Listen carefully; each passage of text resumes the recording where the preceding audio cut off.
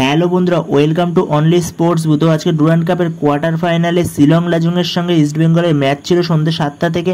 তো সেই ম্যাচে ইস্টবেঙ্গল পরাজিত হয় 2-1 গোলে শিলং লাজংয়ের কাছে। তো সেই ম্যাচটা নিয়ে কিছু আলোচনা করে নেব। তো ভিডিওটি সবাই শেষ অবধি দেখতে থাকো, আর চ্যানেলে নতুন হয়ে থাকলে চ্যানেলটি সাবস্ক্রাইব করে পাশে থাকা বেল আইকনটিকে অন করে পাশে থেকো। তো আজকে ইস্টবেঙ্গলের playing 11-এ Dmitry Diamantakos, Jeakson Singh, প্রভাত লাকড়া সবাই স্টার্ট করেছিল এরা। তো ইস্টবেঙ্গলের থেকে খুবই বাজে পারফরমেন্স। ডিফেন্স তো অতীব জঘন্য করেছে ইস্টবেঙ্গল, কিছু বলার নেই। অনেক ফাঁক ফোকর ছিল ডিফেন্সে। তো ইস্টবেঙ্গল ফার্স্ট গোলটা খেয়ে যায় একবারে খেলার প্রথম দিকেই।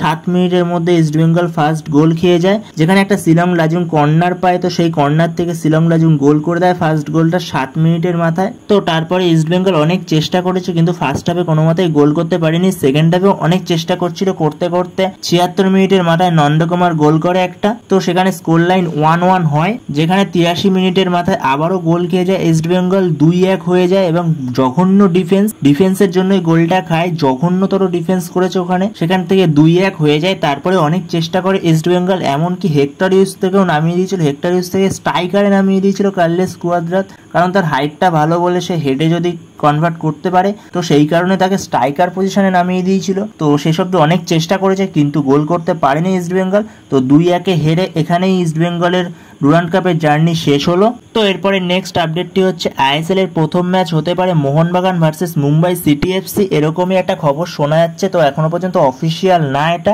জাস্ট শোনা যাচ্ছে যে Mohun Bagan versus Mumbai city FC ISL এর প্রথম ম্যাচ হতে পারে। এমনকি সেটা যুব ভারতীতেই হতে পারে, মোহনবাগানের হোম গ্রাউন্ডে যুব ভারতীতেই হতে পারে। তো যদি হয় খুবই ভালো হবে। তো দেখা যাক, অফিসিয়াল শিডিউল আসলে তখন আমরা জেনে যাব ওপেনিং ম্যাচ কাদের দিয়ে শুরু হচ্ছে। তো অফিসিয়াল শিডিউল আসলে তখন তোমাদের জানিয়ে দেবো। তো এরপরের আপডেটটি হচ্ছে হাবাসকে নিয়ে। তো হাবাস যে ইন্টারকাশি দলে যোগ দিয়েছে, সেটা তো অনেকদিন আগের ভিডিওতেই জানিয়েছিলাম যে ইন্টারকাশি এবারে আই লিগ জিতে আইএসএল এ প্রবেশ করতে চাইছে। তারা সেইভাবেই পরিকল্পনা করে নেমেছে এই বছরে। তো তারা হাবাসকে নিয়ে এসেছে, তারপরে জনি কাউকে নিয়ে এসেছে।